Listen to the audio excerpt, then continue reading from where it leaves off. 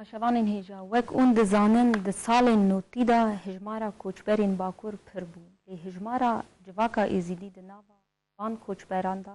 tê pirtir bû. Ji ber ku direxkî de li ser netewa wan zext li ser wan hebûn. Di milê dijî de di ser ola wan de. Piştî salên notî ji 2014 jî de hêla pinaberiyê ji Başûrê Kurdistanê dest pê kir û her wiha ji Rojavayê Kurdistanê jî pêkirina pinaberiyê dîsa dest pê kir û civaka me, gelê me dîsa ji axa xwe dûr bû. Her wiha ev demek girêza dîsa jî siyaseta dewleta Tirk li Bakurê Kurdistanê dîsa wek salên notî dest pê kir û zext û zilmê li ser miletê Kurd, civaka Kurd li Bakur dîsa dest pê kir. Di vir jî de dixwazin civakê neçar bikin dîsa ji axa xwe ji welatê xwe koçber bibin. Megomê îro mijara bername me bi taybet jiyana koçberiya ha di van dema de şiqa guhertin çêbû di nava dewletê Ewropa da û bi taybet Almanya çiqayê guhertin di navbera civaka Alman da li hemberî pinabera û her wiha wek hûn dizanin îro li Bakurê Kurdistanê jî şoreşa xweseriyê tê kirin. Ha girîngiya vê xweseriyê ji mêvanê me Ferhûn Kurta ew bi xwe demeke li Ewropa jiyan dike, li Almanya jiyan dike wê hinek behsa dema pinaberiya xwe bike û niha guhertinê hatina kirin. Gelê em xêratina we dikin û bi xêr hatin. Birêz Kurd imkana hinek behsa xwe bikin û ji kengî ve pinaber bûna we ji kengî ve dev ji axa xwe berda û bi xwe ji Bakurê Kurdistanê ne sebebê vê yekê çi bûn? Rasta demek hebû miletê me karin bêjin yek bi yek hatin Ewropa bi zinyeta got hatin çend meha ji xwe re çend sala bişxulin û garibin xwe û malbata xwe li wê derê xwedî bikin. Fikrê xwe de baweriya xwe de ez bawer nakim ku ew tenê zinyeta wan şixul bû. Te gol îsanê tengayî çêbin îsanê ji xwe re rêya gerhê ku cihkî xwe bibînê garibê herî koçber bibe yanî ji xwe re baz lê herî wê derê. Bîra heta tê bîra bav û kalê me de zordarî ser miletê me hebû. Zordariya olî bû, zordariya netewî bû, zordariya axayî nava miletê civata me de bûn, zordariya cînar û derdorê me bûn. Her wiha mirov karê bêje yanî her alîva miletê me xwe neçar dîn ku cihê xwe berdin.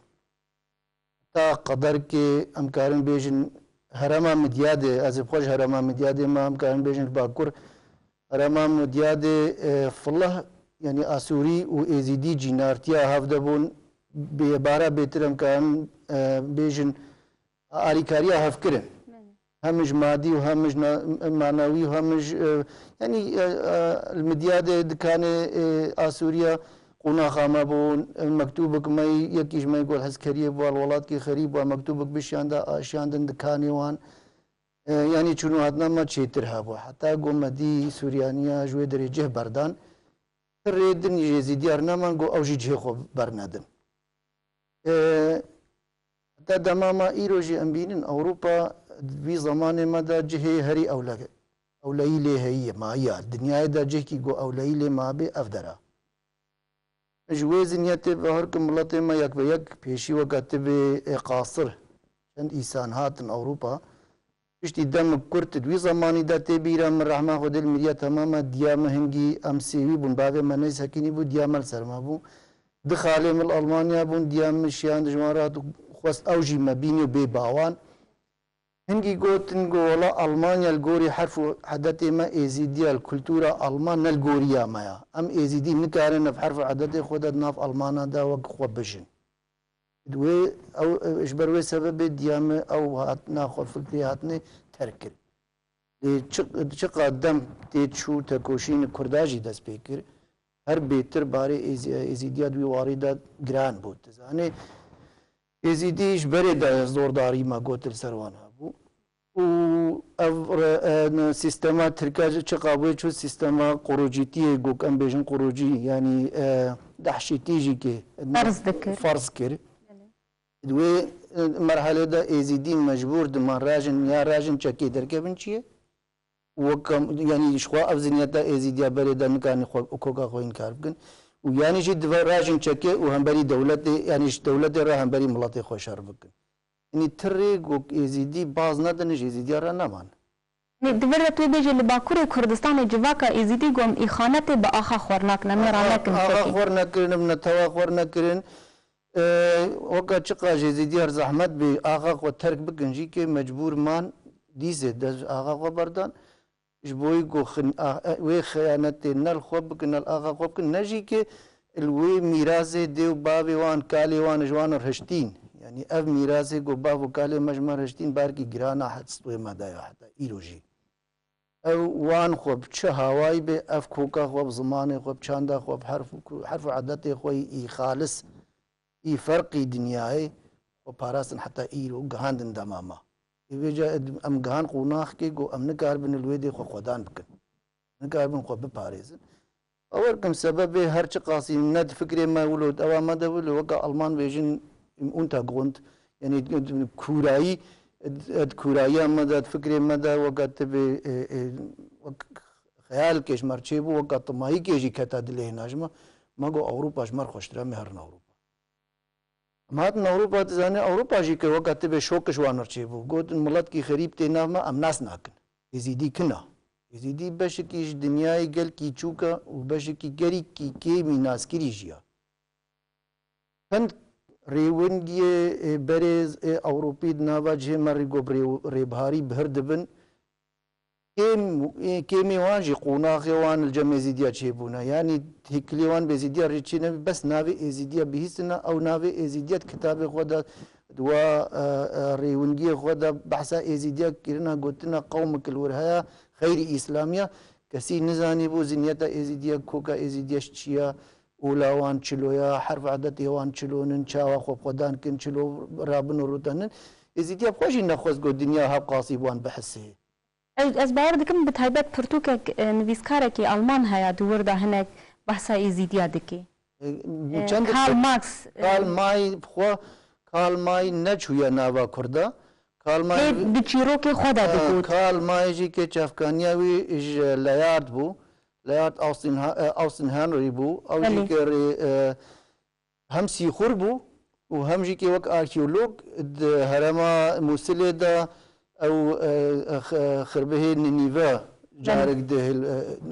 ديبون وكتبت بنا خيوان مابون او ويوان تفدت بن ما ويش برغو او خربه الكرين وقال لك اش كارمنديوي ايزيدي بون تيكليوي ايزيديا بهفر تشيبو بون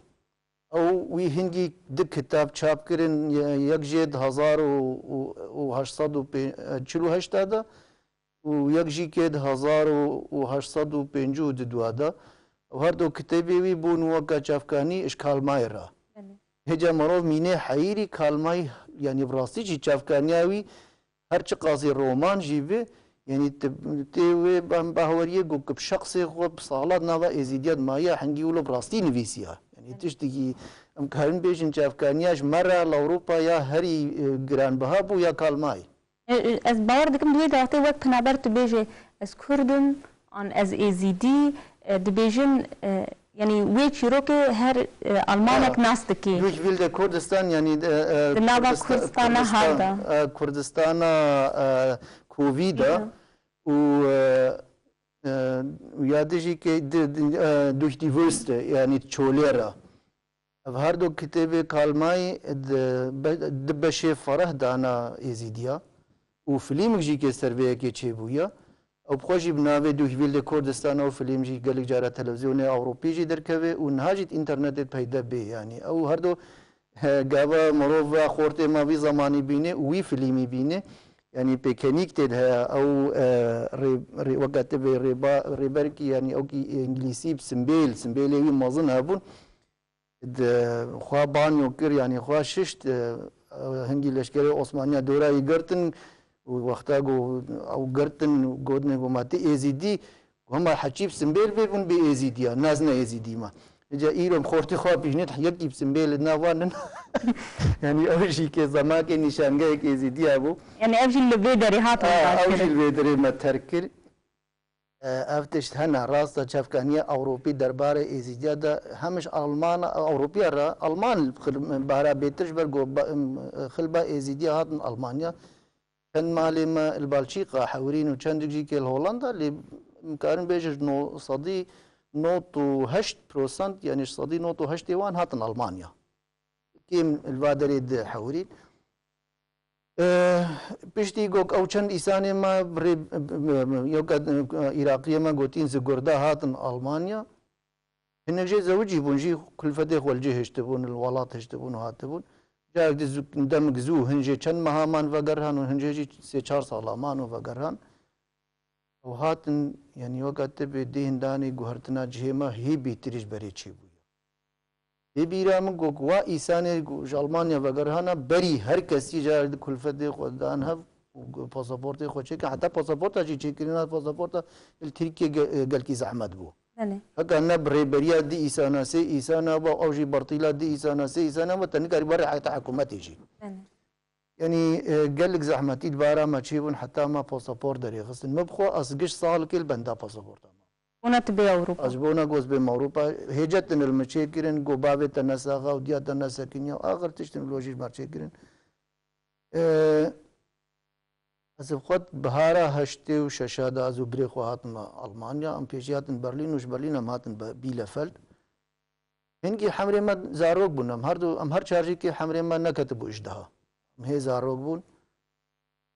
وی زمانی دا تفگر کد ناف اوروبا چی بو ناف آلمانیا چی بو اف ملطی نو هاتیا ناف ما ام بحوینن ام نحوینن وی دمه دا کتبو ناوا نقاشی نقلك نقاش كور وفراه السري زيديا تشيبو هنجي مكارن بيجن براستي خوف قلكي خورت دلي المانات هبو همبري ايس كسي وك مادا المانا هيج ويديروغا خوا نايش ميجيا حتى نقول تشلو بينجا دومانديا او قرقنا همبري جوان وقت بخو مجبور ديتن ملط كيولو كيم بر خطري دا وك ايزيديا بخو بقري وهنا جوانجي كيت قوتن اف ملطش تركي هاتيا امو تركي دوستي هافن ام هافالي هافن ام حكومتا ما بهفريا ام هافالي هافو ناطونا اخر قالك تشت ام نكارن تركي بوان يعني بشكيلنجي وقتا قومان بحاوينن تيوي معناه قوك تركي الفي ملطي نابي خودي في ملطيش نچاريش ناف تركي باز دايا ابجي هابو يعني ويدا نجي اف سياسات جيد هاد مشاندني مشك هنجي ما تشيكر ديرا واف غزال شافوا بضغوطي فولكا الجوتينغن مركز اوان ماشك سر دمش سيمس تشيكرين اللي يك خورت ازب خد نافدا بون الدوسلدورف ما تشيكر يك البرجن بارزن تشيبو هنجي جوتن جو حيرا ان في ملطي جاك بشين تركيا او ملط بجارك رويتي كاري يعني الويدري راسا كولتورا وانت خطري ده للويدري جيانا كولتورا وانت خطري حتى وان البرتشو تكچونيا يعني نچار معنا بين فيدري او هنگی هابت شنوا دكتور هابت شنوا بخوا وزير كاري هندرو بول ألمانيا بيدر الهالتا نورثان فسفالن و چند إيساني خوياي اي ديرا و اي حكومتي ويقو بخور كار کرنا چون حتى بوا گندي جمجي از نشاش من تاريخ تام افايد الجمع هاجي بس هاد سري من ند نظام ند هشتي و هشتاب و ند هشتي و نهادا بوا گندي مگر هاد دي گند هنا ملك هيا جياننا يعني جيانك كنت بيخ قايل ببي وإيساني تيد كاربي بجيننا ملك ومال هيا كاسي جو كاربي وي ملكي وي مالي خدان بكي خو بي خدي بكي كاربي بي بجيننا وهمجي كي خش ويجا زورداريا هاوير دوري وان هم جالي حكومتي هم جالي جباتي هم جالي حمد تشتيفا او بيشتيفا قرها قرار دان گو از خوازم گو ایزیدید نافمت بمینن برگو وان معنا خود نافمت حق کریا اگا ام بخوازن وید دیروگا خوا رش جارک ده سپی بکن و ام بیجن ام هاتنا گوهردنه او دیروگا ما نجان پرست ما ترک کریا ام مجبورن وی ملطیب خودی درکبن هاد بیلا فر قرار قداق و ام مزگینی ملوه ایزیدینو الجمجي نفيسيا قلت يا مزجين زي جواربين مزجينا أوا قونيل فربمين اللي أزي خمجينم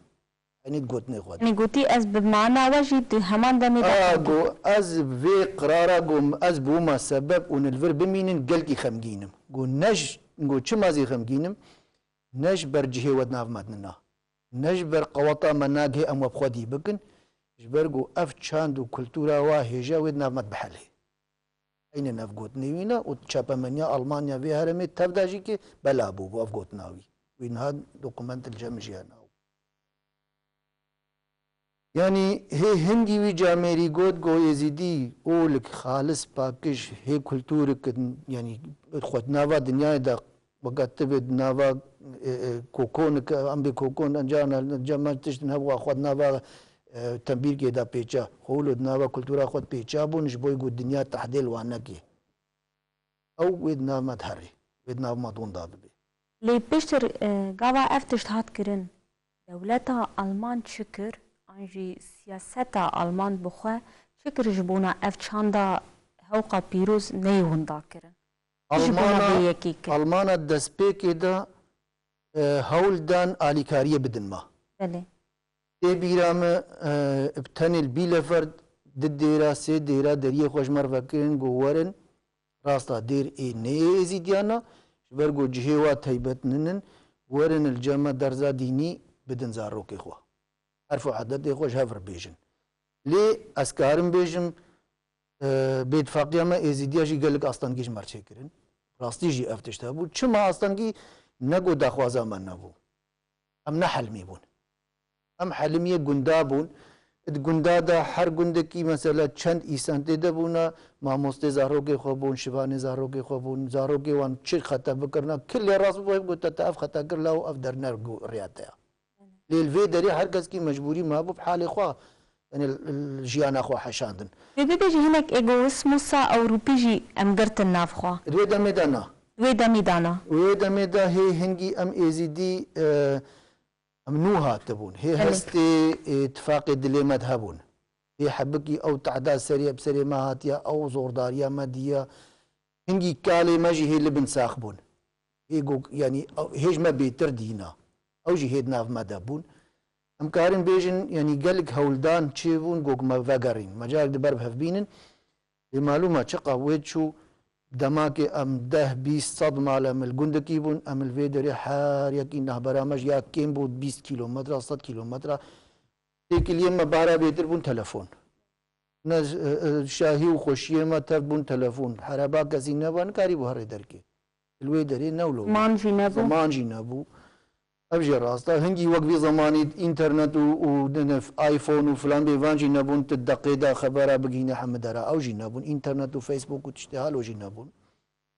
يعني جارة سريع ازيديا بو او حتى جوان بي بو خودي المالا خو خودي زاروكي خودر دي مخابن قال لك جماب كيدي في كاري جنات جارك ده ونداي ما قال لك باشي يعني قال لك تشتي خراب مش دستي خو بردان تشتي يعني امكارن بيجن جواتا ما هي خرا نبو يا شكرم هيجي ازيدي قال لك تيرا خو هنا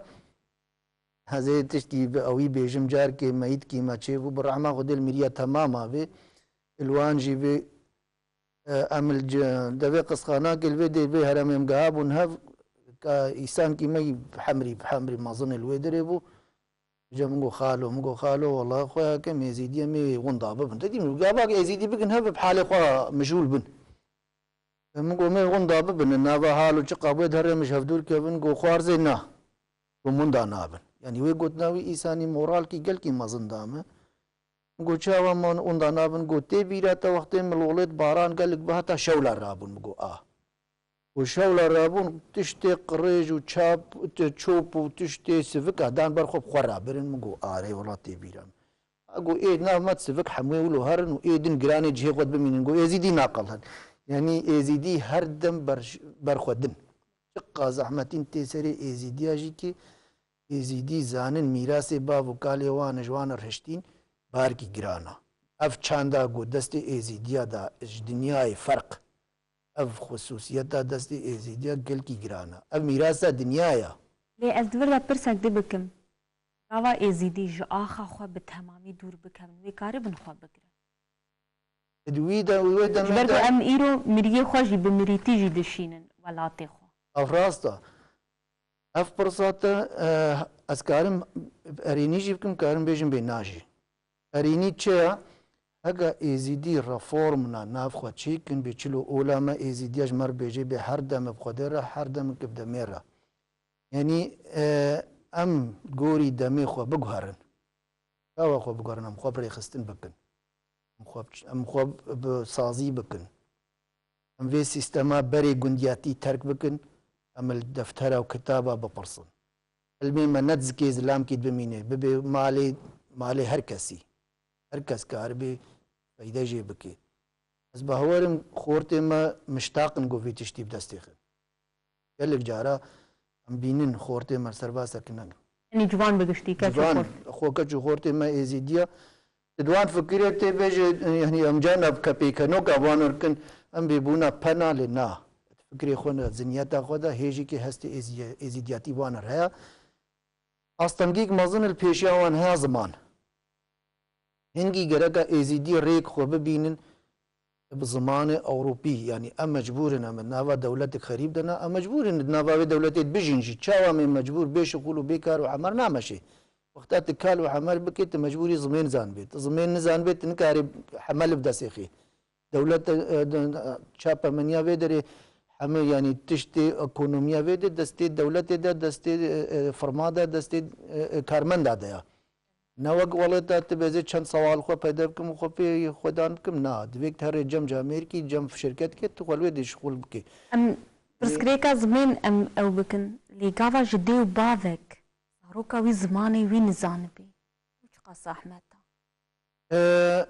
Gava zinekin wê astê ji ber ku me behsa mîras kiriya. Mirazek ji wan jî ber ku me çanda beşek ji ya ola êzîdatiyê ziman bixweya.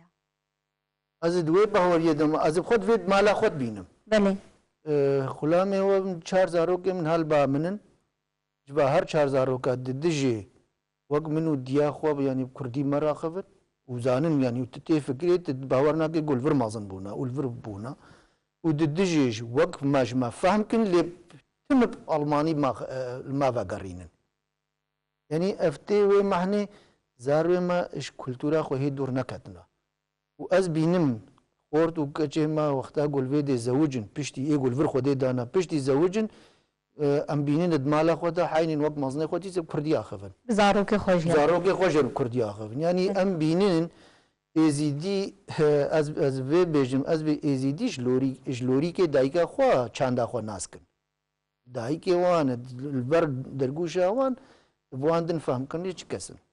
Şku hadin Ew derbeşek digirî. Başik jê ewa jiyana êzîdiya ye. Lê divir da me got em hinek mijarî bikin pinaberê niha ji vaka Alman. Hertinek çawa ji vaka Alman di vê demê da dawî da ez bêjim di nava şerê Sûrî da piştî Daeş derket hilbijartina pinabera jî zêde bû. Ne tenê Kurd her wiha ji dewletê hereba jî pinaber pir bûn. Nîzîkbûna gelê Alman çawa bû û siyaseta Alman bixwe hinek jî. Hatî guherdin. Hatî guherdin û bi heq hatî guherdin. Mutarsîk zêde dilê Ewropya çêbûye. Zanin got ev zinyeta nîjanperest ev zinyeta dijî îsanetiyê ne bi tenê rojhilata navînê tê xwedan kirinê. Beşê xwe yanî pejê xwe mişaxê xwe avêtina Ewropa jî. Bînin tiqa Ewropa miqateyî xwe ya jî ki çapamenî jî û hikûmetê wan jî her tiştê wan yanî heta malê Almana xwe jî ki alîkariya dewleta xwe kin. Herê mesela em ferz bikin tu heterembêla xwe tu herê civatkê tu herê derkê herebata xerîba li wê derê tu bi xwe nizanî belkê her tê cînarkî jê wan nemrata nivîs ya 10 rojî di 20 rojî dî meselak derkevê pirsgirêk çêpê wê bêje herebak xerîb vên marê rokê hatibû vir. Yani tu dikarî bêjî asayişa dewletê her yeka. Civata dewletê alîkara dewleta xwe ye. Lê vêce dîsa jî qeza destê wan e çêbin weka Parîsan bînin vê çi çêbû. Yani mutarsîk mezin ketiya dilê Ewropa û ez karim bêjim em êzîdî jî kê bi şiklê xwe روابون و رونشناخوا اشوان نفرقن پوری مجرشا گاوا گو من بینن باش جارا اول گو تی بیراوان نویسان کی ترکا هر گاوا گو ازو المان و هفر بش داخلن ابي تي تركيا زبي نه تركم ابي الجامعه تركيا تشي بس نه تركم تجمن برسي چيز نه تركم يعني دفيت الا تبيجوان از نج تركي از ريز تركيا جيب مز نه تركم الا دفيت تبوان بدي فهم كرني قلت نجوي عم الله طاي ايغوك او نافا خدا حسبين يعني اف زحمتيك هيا وزحمتيا الدواجي كده ايساني تشقاسي المانيا الاوروبا تباجي بارمولو المانيا بي زاروي مجل في الخدي بدن ديس خريبن هر پنابر بمي هر پنابرن هر خريبن تجارة او فكري يعني قلت لي آمن بيت البويا ملكي فيدري افدر بويا جهوارتت ناكا فيدليتا ناهيلن كفيدليتا ما قال لك يا جماعة ملك الفيدي كرياجي ام الفيدي خدان فرماجينا قال لك ملاطي ما خدان فرمانا اكاديميكن ابو قاطي ما دايري وان هنا ديسي بورشن نبشك جواتنا تنها هرج ابو قاطم ابو برسي بارا بيتر مشتريوان قريبا انا برن برغو المان ناخذ تاريخ بدن نقو ناغازن وقتا قو ايوان هنا رنجان باهف بامنياوان بهورياوان بيتر الهفته ابجي هيا اوركم افزنيات النافا هر ملاطي هيا اللي بلي بهرا بيتر المانيا دا ودواري كارو حمل دواري شخول دا ابوريه دا مبخوي مدبي او اخوجي بحث كيا هكا جو انيش كيتا نبقى واطبن وبالمان بيجني بألن بوغن هكا جو انيش كيتا نبقى واطبن تريش خور فراه نكي تشابو راسي خو حفكي فراه نكي تنكاري بمشي الفر دفيك تبدقة طاج هنكايفا سي قطات تجوان باش تربي بيشكتي تربي جهاتي تربي زيرك تربي حتى قلت تكاربي كاركي وقوان بكي كاركي وقوان بدستكابي يعني ابجي جزنياتا الماند هيا يعني دفيك خورتما اي المانا ما فرض بكن مكتبه نافندي خلاص كن بلكي كاركب دسوان كافي اي ما دفيك حتى بشي يونيفرسيتي كي يعني نجها بلنجي بلنجي كي بهرن حتى كاربن ويكاري بقرن ابجي هيا لي امي تشاوا كاربن في بزارو خبدن فهم كرني اف زحمتيك جي مايا لي اف قالي جنها بنا برد بيج برغو تباسكر تاغو يعني ما في وانا جي بترسهن بيجن ايرو دبهر جوان تشكي افملت جبر بنا برد بي دبهري وان تشكا بخوج المانتي يعني شركي سياسي بيجومان لي اف قالي قتي المان ذي كي دفكري افتش لالمانيا هيا فكرن ودحويج الهفكن لي قهرقا امجي كي بوجدان بفكرن هذا قول ودي زحمتي المتشيبي ازنا خوازم تشكك المان بدستي مدى بس خو بباريزم اي قوفاتشكا خوازن ديس امن ملاطي مايا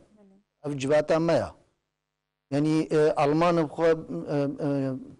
شكرنا تشكا اندستريا تشكا بشكي هري خورتي اوا المان هري يعني ابوريا المان شي تشكا جفروت تشكا وج سعودي عربستان يك جي دولتي هري زيدا تشكا جي دغريس سعودي عربستان بخويا ابقى خورتيا المان سر ابوريا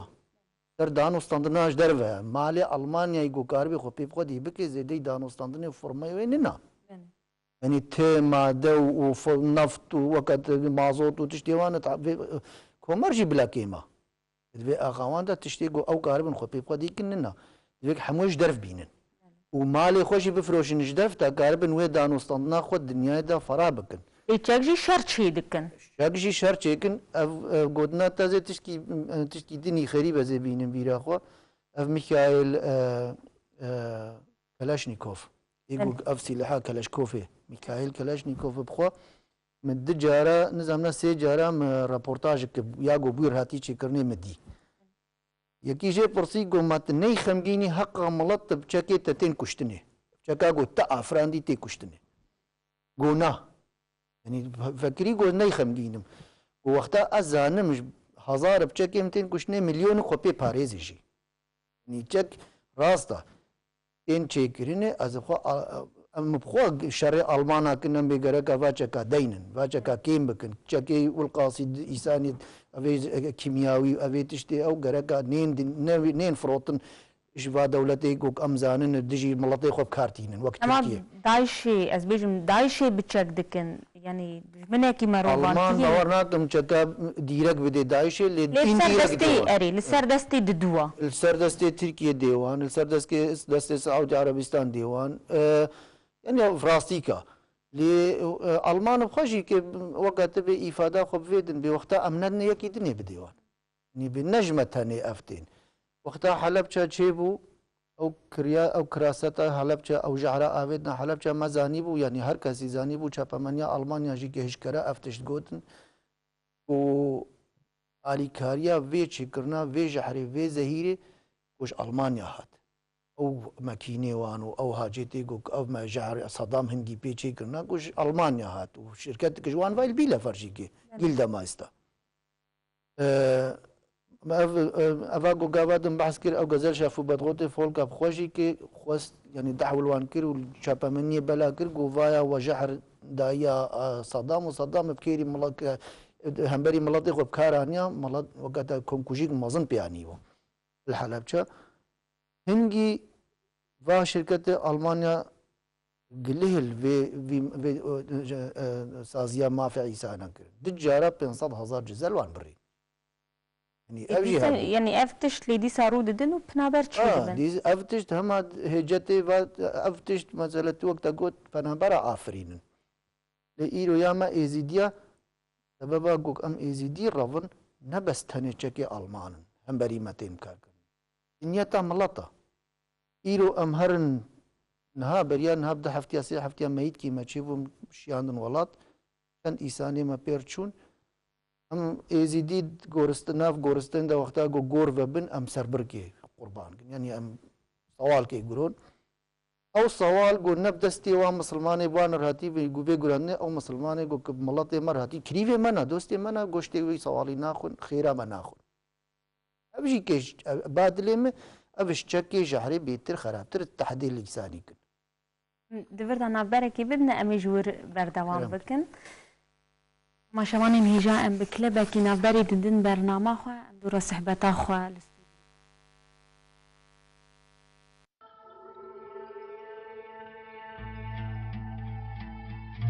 بچکی جانه تاتی جهانه نشگو میرنه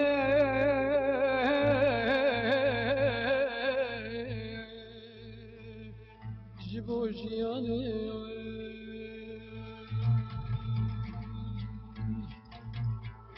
بچکی جانه تاتی جهانه نشگو میرنه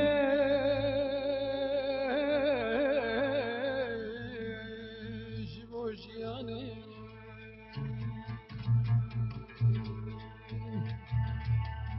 زور دست و خنش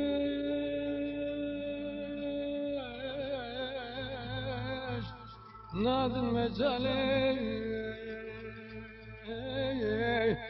نادن مجاله شیرین دلاله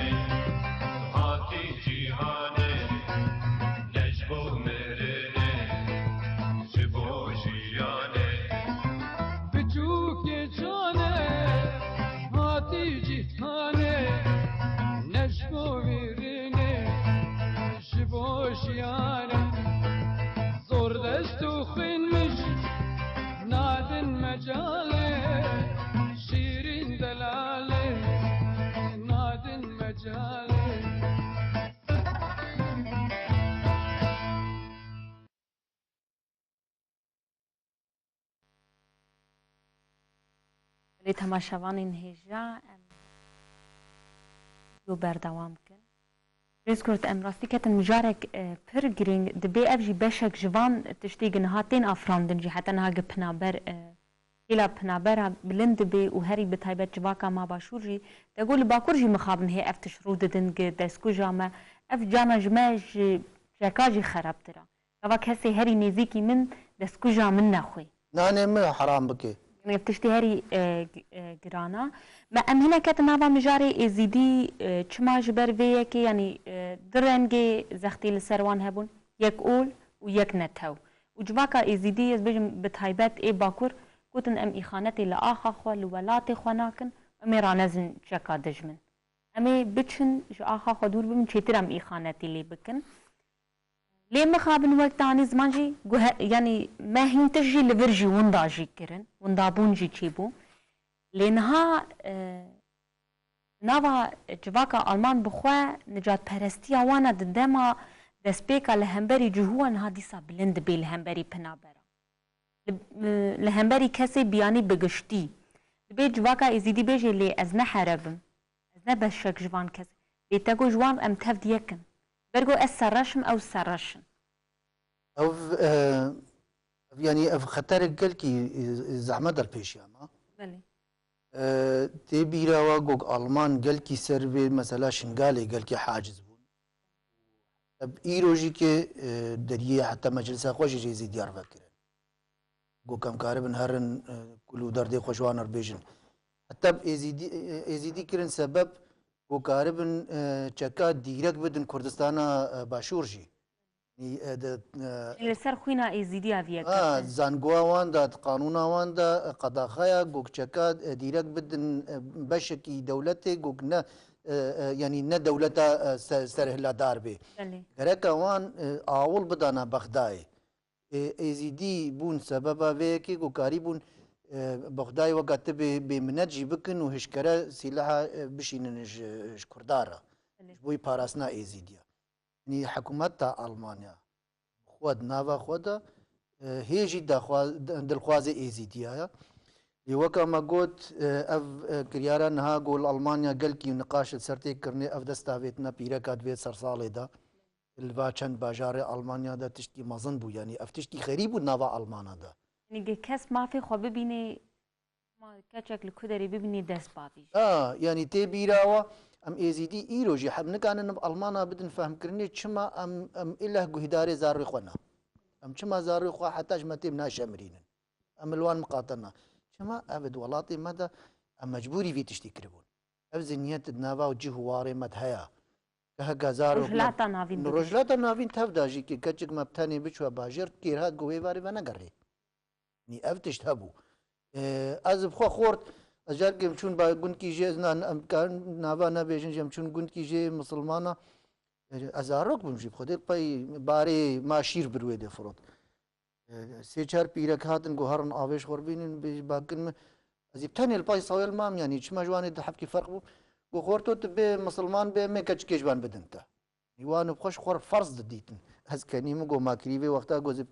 كيري دين كي نيم گلوزب كيري دينا بيم الخمان حيري گو قركي ما گو توري في زارو كبيره تشتينا بي يعني افتشت جهما دا زاف بو حتى جوان هات زارو مجمد الزين كجي مجمد الزين دستاويتن زاف بو منوي رابم كجي خبتاني بشينن باجير حتى بيرك ما بير نفسر جيبون كاري بتاني هري باجير لا دبي بو يكي بيربي ان هفكتي اوروبا جي اف وجد ام بينن نافا في كوتش بريا گوك في دمي دس بي كيارتي اوروبا جي اوروبا برفاتش تدا زيده حاجز وكا شوق بانر تشيبو نزاني بو نفتشت الدنيا هي لي توي ببيجي دفرجي دا نجات بارستا نتو بارستي اوروبي بتايبت اي المانجي اف وك درفتك شخوار ديتن لهمبري ما تفاراب هلبت بدويرو ايريش لسر مالين بنابرا جي هنا ايريشين جرانجي لسروان هنا بريان هاجي كت وقال جارت نظام چاپا منيا دا تين وشاندني تشتي حالو اف بگيدا اف بخو انرفي اف تشتي اف جي كسازيه المانا همبري بنابرا همبري غريبانا وبارا بيتر بخوشي كي همبري اسلامنا لي وكم قلت بوري من الرشا قاوا جوز الباجر اللي كي ازوجيا كتبر هفر هرن نيرناوي داز يكي تركم وقتها قلت ازي تركم ديما كزي مسلمانه مش تركيا مزيدي مسلمانه كزي الناس ناكن يعني اف هشكراتي قلتني واز بيج مزي كردم جي كدي زي مسلمانه ورقو بهرا كردا بيترك مسلمان ناسكن نزانن يزيدي وكا بري عادت سبيكي دا ما قلت يزيدي تاني دفا روماني تشوچك دا هاتيا بحثوان هاتي كرني ما ايرو بي فماكي وقتها انترنت وتشتهالو نبون رومانا هاتن خوندني ايرو او رومان جي زهبنا ما بين خوندني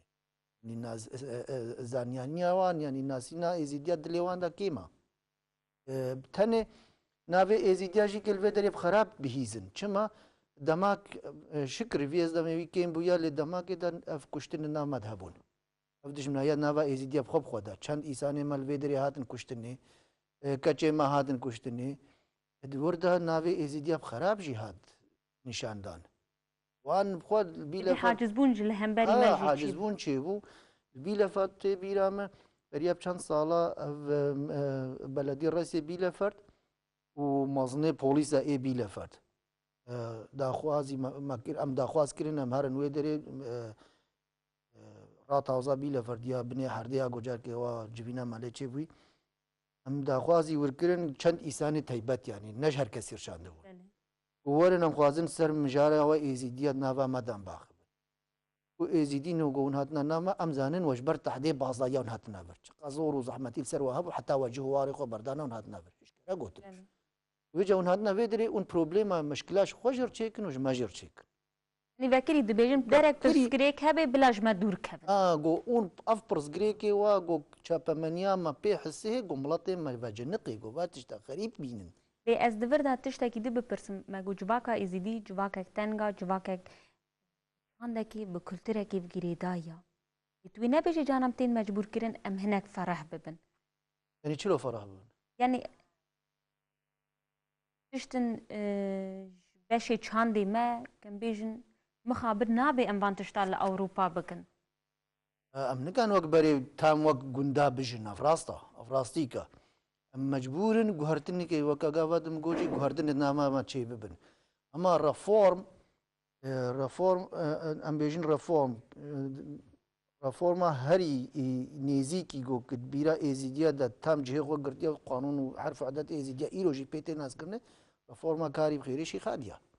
شیخادی وردا دین ایزیدیا هاتیا یعنی بشکل کی نه قمت ناس کن ام ناس تید گهن هاتی گوهردنه بریا شیخادی جی ایزیدی هبون بري هنجيجي كي سيستمك ايزيديا فرق يا شيخادي وفرتهبو يعني سيستمك نو هاتي افاكرين يعني تدبيجي تشببي لي اف كسي جنهاز بيجن بتايبات جباشور جشنغالي هنتش جوان اساسا gerek خوشبونا گوهرتنا جي آماده بكن ونبخير اخو آماده ببن وبخواد چند روش كي نوا ويج بعد ببينن وي مجبور ببينن بي گوهرتن يعني سيستم كاي دبن دا ماشي ويجا سيستما گوتي گوهرتن قالوا اف سيستم وي برب هلوشاندني بچي يعني وي برب افاكرني بچي ابجي هيا ريا افاكرني صازي والخودي خودي دركتنا وقتاغو ام ايزيدي وك ايرو اماشن حركي بسري خو تركب ازنهات ويدري ونبيج نشابا من تلفزيون دري غنون بهنرمان فرحون يعني تيجي قبولناكم فرقوز نيسان كي هنرمان ازنا ايسان كي روشن بيرم ازنا ايسان كي ام ايسان ام ايزيدي ايسان فقير منو دس خوندني كي ياغوك ام بكن يعني ام بصايا خلكي ايرو كارن بيج القلم كي دستي مده ما بيجي غيرك نو بدا بصايا ما ام تشتك بخوبك ام فيجا فيرو هذا ام قدره خوبك دستي خو في جاميري بريان هم قوت خوب دوي خو قوت جو اس ايرو خمگين هيد 1988 بوز بارو مختاتي بيلفر گوز ايرو خمگينم گوز بوم سببا خلا کرنا يعني تيكچونا چاندا ايزيديا يعني او من هشت اريبكن جاف ملات كاربي جو اخا خدور كبي گو وقتا ايزيديش اخا خوش جهه خوشواري خو دور كيفن گو هنگي چاندا واني وندا ويد نافمت بحلن افقود يعني افجي دبي مخابر جي دبي جا ايرو زير رخناك ايرو بينم زمان چند كومل وصازية ايزيديات اوروبا تشي بنت المانيا داخل بتايبتي ايرو حركي بسري خويا بناوي ايزيديا لێ ئەم بینن وەکە تبێ خۆ نەبووی وەک گۆری ناوێ خۆ مەشن ڕێگا وە گۆری ناوێ خۆ بمەشن ئیرۆ وەختا یەکی ئێزیدی سەرناوێ ئێزیدیەتی کارێکی لە مەریقا بکەی ئەژی نافدەما چ قازی نەی ناز بمژی کێ زارۆگێ مژی نافدەما ناوێ ئێزیدیەکێ ئیرۆ بناوێ خۆ ئەس چ بکەم ئەزی ئازادم زنگی ئەس دزیە بکەمە دووری وەز قابیە بکەم ئەس قەنجیە بکەم ئەس ببم مهندز ئەس چ کاریت ماڵە خۆ ئەو بەشا منە لێ وەختا گۆ کەس دەرکەتم مگۆ بناوێ ئێزیدیەتی حۆلێ هەنگی ئەس زرارێ چ زرار بێ فەیدە بێ زرار بێژ مژی ڕێژ ئێزیدیە تەفدڕەیە مخابن ئەڤژی جه دەگرێت بێژی ئەڤژی دەبێ بەشێک ژمەگەم وەک پنابەر جان جارناژی گەرەکە ئەف سازیەمە ببن بەشک ببن تفاقک ئەو بخوا ئیرۆ ئەv دەماکێ پێشنیارێک دەدی ڕێ ئینتەرنێتێدا زەمانکی گەلکی ئاکتیڤ ئەv ڕۆف ئەو فۆرما ئێزیدیا ئۆڵدەمبورگ هەبوو مدی دەماکێ جوانێ مەگەلکی لێ دەری خواگهینن هەبل و خواستن لێ دەری ئاگاهیا بستینن بەرگۆ کێم بوونت ناوێ زیدە تشتی هاالو و جوانێ مەیگۆ دەرفەتێکی هەبوونا ئاشخوال ئینتەرنێتە ئاگاهیا گەڕا ئینفۆماسیۆ ناگەڕا مدی لێ دەری گەڕهن هەنگی پێشنیارکردم گۆ گەرەکە ئەم سیستەمە کۆکیا جووە لە ئەڵمانیا چێکن ئەمە ئەڵمانیا ئیرۆ ئەم بینن جوو هەرچ قاسی گەلک بن هەندێک بن ئەم نزانن هەنێ یەکی وان دەرکەوێ هەمبەری چاپەمەنیە هەمبەری سیاسەتی هەمبەری هەمە شتی زمان کیشتەخل یەک دەنگن پەیوی چقا هەبنجی ئەم نزانن هەنێ یەکی تەنەیە ئەف سنترا ڕاتێ یودن بێژنێ ناوەندا یا جووە یەکی تەنیا نەسەدا مخابن پشتی گوتنا پشتی پێشنیارە من نەبتووی ئەف ناوت ناو ئێزیدیەت پەیدا بوو لێ ئێزیدیەت تەمامە هەمبێز ناکێ ئەف بەشکی چووک هەمبێزکی هەم فکرێک ئاوا نەبووە ئەف فکر گەرەکە ئێزیدی تەفد یەک فکری بن ئیسلامک دژی ناوە ئێزیدیەدا ئیر و ژهەڤچووی هەیە دەماکێ شێخکی مابوو شێخکە هات ناوە گوندەکی ئەو شێخێوی گوندی بوو بزکێوی گوزارۆگەی گوندی کێمایەوی گوندی ئاڕاستکردنا ئەفتەر دناوە پنابەریەدا ڕوودایە ئەفتە وێجارێ پشتی پنابەری ئاوا بووە ئەفتش ڕوودایە ئیرۆ شێخێ من ئەمرێ خۆدێ بکێ 10,000 وێوینە ئێوێجە هەر 10,000 یەک دڵپای ئێ دوێ بێ بێ کافڵتوێ باوێن بدن مشی هەراخواخوازێ ئەبژی نما بمەشێ ئەڤژی گۆرە سیستەما گەم دناو دەنا کاپیتالیستم نما بمەشێ گەرەکە دناوێ مەژیل هەڤروونن فاقک خۆچیکن یەکیش خۆ هەل بەژێرن ئەف شێخێ فلان هەرەمیە ئەم نابێ بەر شێخکی تەنێ ئەڵمانیا تەفدا بێ ئەف پیرێ فلان هەرەمیە هەرەما بیلەفەرد هەیە یا برێمەن هەیە یا ئۆڵدەمبورگ هەیە یا هەر هەرەمکی ئەف فلان کەس شێخێوانە فلان کەس پیرێوانە هەنگی دەولەتی کاریوانە بدێ بستینێ ئەس باوەڕکەم ئەڤژی خوا مژارێک بسەری خۆیە ئەمژ بوونا vêyekê bikevin nava mijarê yekjê jî me got beşek mixabin dem kîma me got xweseriya bakur jî dest pê kirî ev xweserî çiqa hejmara êzîdiyan ha li bakur jî kêm bê lê çiqa girînga ji bûna êzîdî ku derê xweserî hebe nava êzîdiya da fêdeya ku derê bê xweserî li vir jî fêdeya li wir jî fêdeya em êzîdiyê bakur em bînin terkirina welat çiqa zehmet e sih salê me çil salê me li vê derê qedan jî sê bavê me jî li vir çêbûn zarwê me zarwê me jî zewicin nî bûn sê bav ez li vir zewicîm zarwê min li vir zewicin neviyê min çêbûn ev sê bav em hêjî miriyê xwe bin wê derê gorî derfetê xwe çiqa zehmetî hebin jî çiqa ew bê çima em bi axa xwe girêdayîna rand û kultûr û hunera me hemil wira dar me çend cara hewl dana em dara welatê xwe bînin hewşa xwe biçînin em kim nakin çî nabe bergo ne awaxa ne axa axa ne yawiya em wê gereka fêm bikin em êzîdî cihû em ya cihû bînin bîra xwe dîsê 601 salî li Ewropa man sala 601 de fermana wan rabû Hitler navê gevê nizanin dîsa wan jî ji ber fermanê Gays Kristalna sala 601 salê cihû li Ewropa bû ev rastîka vêca cihûa hew qazîrekiya xwe nikarî bûn cihê di Ewropa tam bigirin îro jî kê dîsê nava min tirsiyê de na leta wan jî heye li Ewropa dîsê hêjî kê gelek caran bihîzin behdel wan têkirin bêjê girînga yek xweseriya bakur êzîdî di wir de cihê xwe bigirin ji ber ku îro di parlamenterê me jî hena li wir او تشتكي يعني تشتكي دوري خوني مبون يعني تشتكي هي عتانها تزاني الولاد مدى جارنا ما جو تشوبشي كش ما تشينا في تشوبشي تشوف او يقول زبل نافا باجرا داهف يكيش من قريب وي كاري جيب ولاد مدى ايرو برلمان تجي شايفين فراسي جي افتشتكي دوري خيالي مبو وشكرش خودي يعني مكارن بيجن شقا دمرن نخوشيجي وخوشيجي الهمبري هفتشيفن هل جانا قال جارا بحر رشيكي ورونايك البيشي هيا وياكي قدام نقولو جيم بهيرين افتشتي هالو باشن وتزاني ام اي زي دي الكوالات الدنيا يبن قافا قوك تحداك الماتي كرنم بشكش خودي من الفيديو بقلهن شنقال هيا ايرو شنقال مخابن دلي هري اي زي دي كي كولي قال كي جران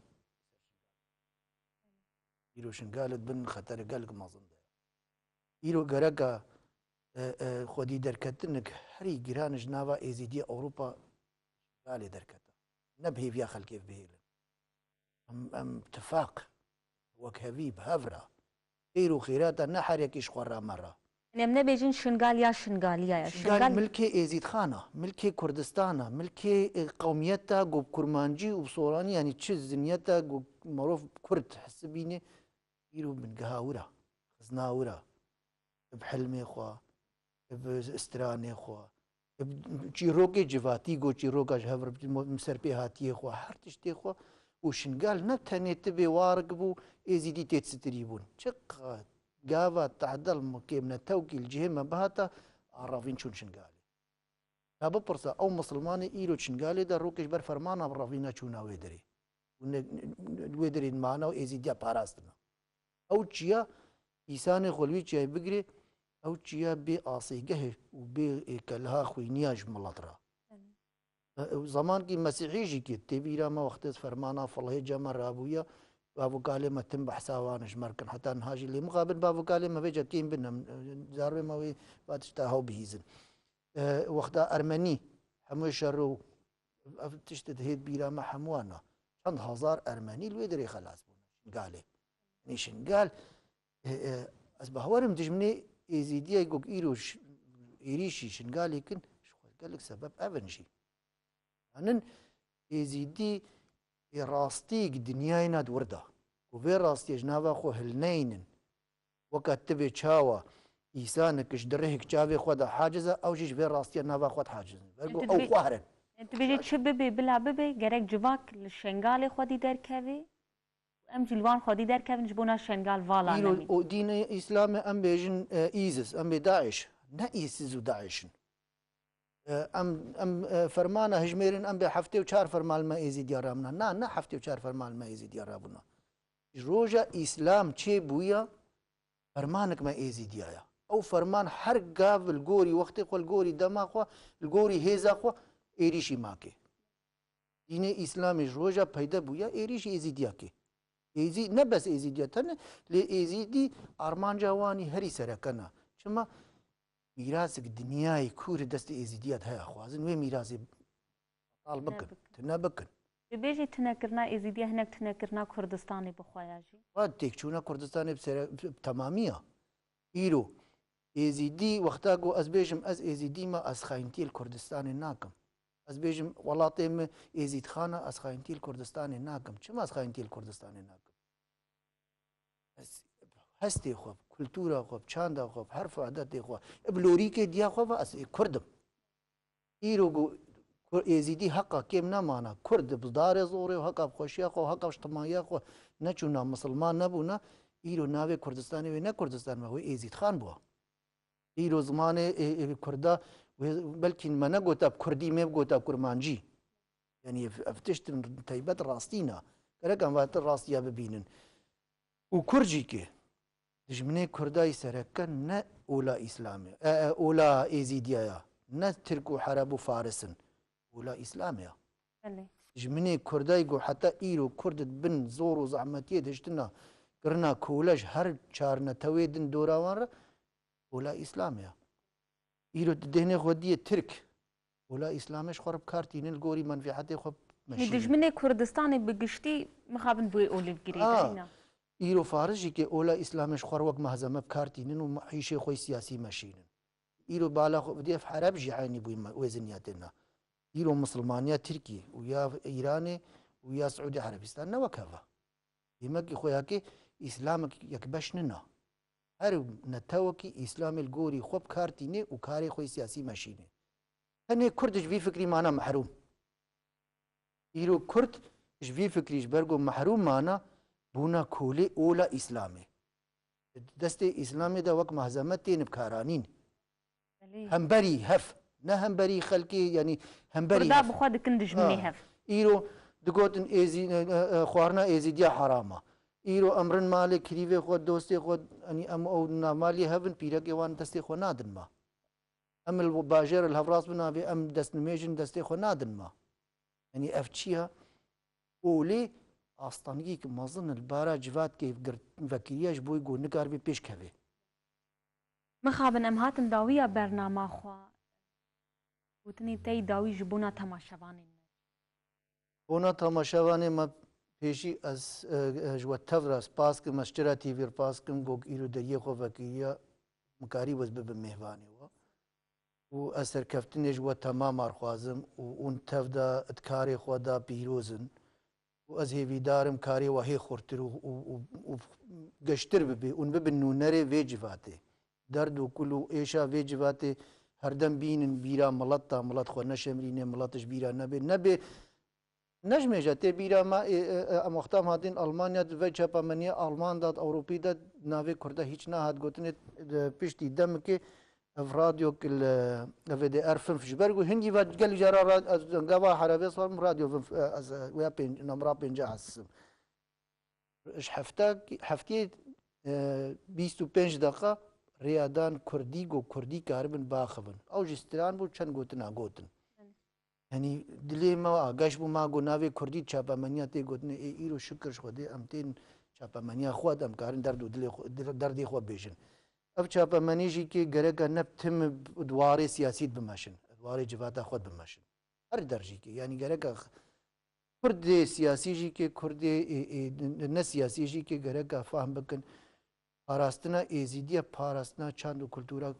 كردواري تمامية ازيدي ایرو میراث کردستان تمامینا اگو ایرو کرد بفکرن وارکی جلالشا نورانی پیروسترت تو ولاتی دد ناوا کردادا ننا ایرو میراث ابي چلو ناف حربا دا مکه ها والاخر الهر درادا جهكيواني بيروز ها جه كرداي بيروز ايرو لالشا نورانيه رقا امل في جهواري خدي دركفن امليب خديبن وازج ازيديا جي كير بيجم اتفاق وصجاري اتفاق ام قالك جارا بحثات اتفاق يمكن وقالي ازيديا ام قالك جارا بونا شاهدي قهي خو حلال ما هاتي كرن قوتني باش قوتني راستين قهي مالي مخابن حملي بشتوا قوتنا اي ترزا نلقوري قوتنا يا ام هيفي دارنج جفاتا خوش برو هذا تنش جافي خو بهور بن ام نبس قهي خو تاني جبرقو في قهي راستي جي كي قال جارا ام قهي خو جفاتي خو دا ام قالك تشتي خوش بينن بحثات اتفاقي كنش هر كسي بيتر ام بحثات اتفاقي كنش هر كسي بحث بكن ام بكن جي ام بكن جي يعني افنت قوتنت بمينت براكتيكي جي درباس بي و اف قهرتن ناوا ازيديا جي كي نت بيش خورا مرة حركي جوار كي و تشتي خو بكي و تفد تشتي ب بريكو بيك ام نكن ام الهف بحث حسن ويا دواجي كي ايرو شوي واجه اف مهك بيتر دما حيرو حرفات ايزيديا اف صرصالو اف حيرو اف وقت الايزيديا ودنياي تف بيروز وازهي في دارم اف صالا نو كوك امتدا بدريه خيري ادري كي فرحي خيريش ايزيديا را وج جهه ما روجلاتا نافين تف جيرا واف هستي سر اف خزمه سر ايزيد سر كردستان التباهيجي كي ازهي في دارم روكي بدريه اشيتيش تمام مره غير كرد جي كي وترجي كي فاهم بكن اف برزغريكي ايرو امل بيشت خو بهيلن صبي برزغري او برزغريك سيقط وشارقط ودهقط مصطرش زارو مرمينن بلي ام هي فيدكن غرقا امل زارو خو بفكرن ام نف تاني الخو بفكرن جارد قالك حتاج ما بين باري وان سفك بكن ام باري خو قالك جارد دجي سباس دكم اون بون ميواني ما بلي تماشاوانين هيجا ام لفرق هشتن داويا برنامه خو ام ديفيجن حتى برنامه دن حتى اينك دن بمين دناوا خير